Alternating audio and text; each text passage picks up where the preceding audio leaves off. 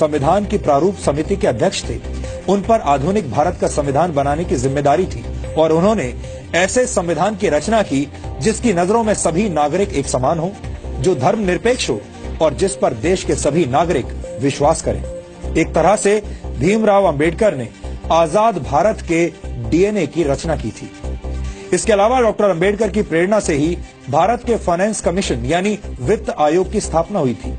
Doctor Ambedkar के ideas से ही भारत के केंद्रीय बैंक की स्थापना हुई, जिसे आज हम रिजर्व बैंक ऑफ इंडिया के नाम से जानते हैं। दामोदर घाटी परियोजना, हीराकुंड परियोजना और सोन नदी परियोजना को स्थापित करने में डॉक्टर अंबेडकर ने बड़ी भूमिका निभाई थी। भारत में एम्प्लॉयमेंट एक्सचेंजेस की स्थापना भी डॉक्टर अंबेडकर के विचारों की वजह से ही हुई थी। भारत में पानी और बिजली के ग्रिड सिस्टम की स्थापना में भी डॉक्टर अंबेडकर का अहम योगदान माना जाता है। भारत को एक स्वतंत्र चुनाव आयोग भी डॉक्टर भीमराव अंबेडकर की ही देन है। ये वो योगदान है जिन्हें आजादी के बाद की तमाम सरकारों ने हमेशा ही अनदेखा किया है। यानी योजनाएं और विचार अंबेडकर के थे, लेकिन उनका श्रेय दूसरे नेताओं ने लूटा।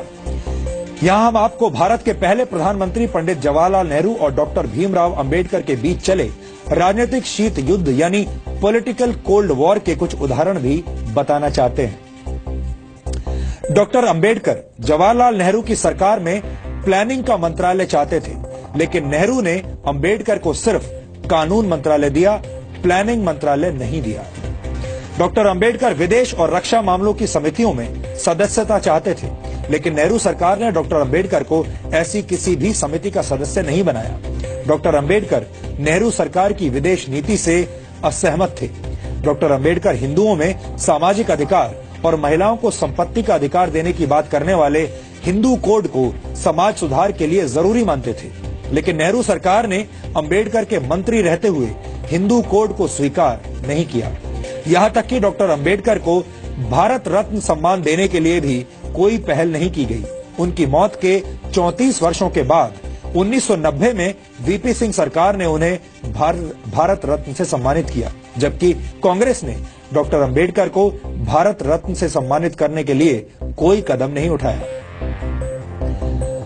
अब आप समझ गए होंगे कि बाबा साहेब डॉक्टर भीमराव अंबेडकर से जुड़ी तमाम सच्चाइयों को हमसे और आपसे कैसे दूर रखा गया है। इन सच्चाइयों को जानना और समझना आधुनिक भारत के निर्माण के लिए बहुत जरूरी है। डॉक्टर अंबेडकर को जातियों की सीमा में बांधना और उन्हें सिर्फ दलितों के मसीहा के तौर पर पेश किया जाना उनके साथ बहुत बड़ा अन्याय होगा। इसीलिए आज हम डॉक्टर अंबेडकर के मूल विचारों को आपके लिए डिकोड कर रहे हैं।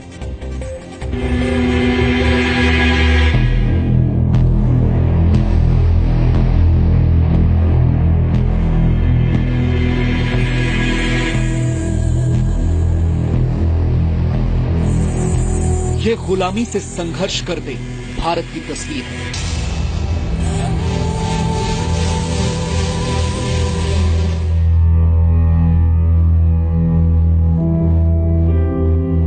सैकड़ों वर्षों के संघर्ष के बाद हम आज आजाद तो हैं, लेकिन देश के कई नागरिक ऐसे हैं जो आज भी अपने हक की लड़ाई लड़ रहे हैं।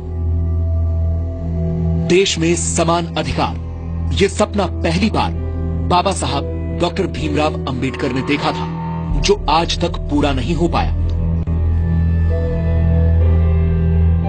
अपनी पढ़ाई के दौरान बाबा साहब भीमराव अंबेडकर को इस बात का एहसास हो गया था कि भारत दो तरह की गुलामी में जकड़ा हुआ है।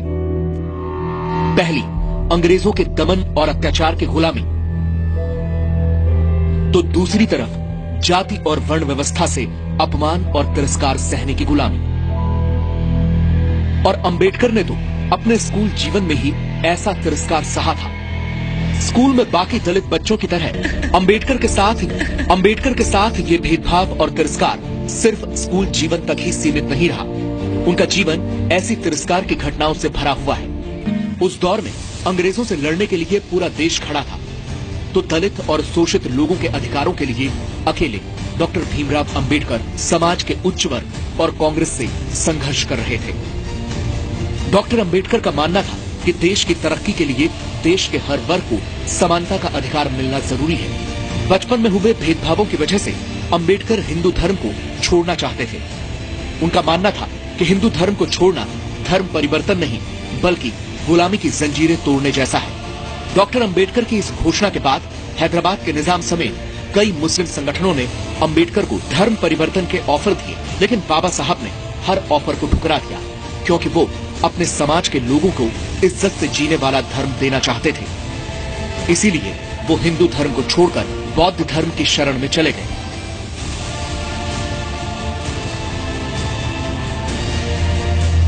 पंद्रह अगस्त 1947 को आजादी का जश्न डॉक्टर बाबा साहब अंबेडकर के लिए एक बड़ी जिम्मेदारी लेकर आया।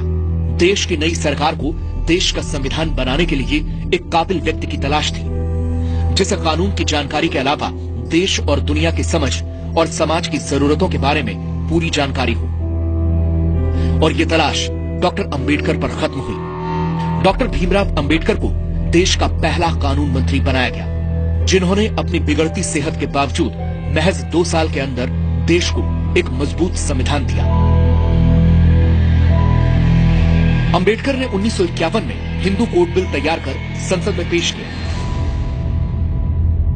जिसमें महिलाओं को समान अधिकार की बात कही गई।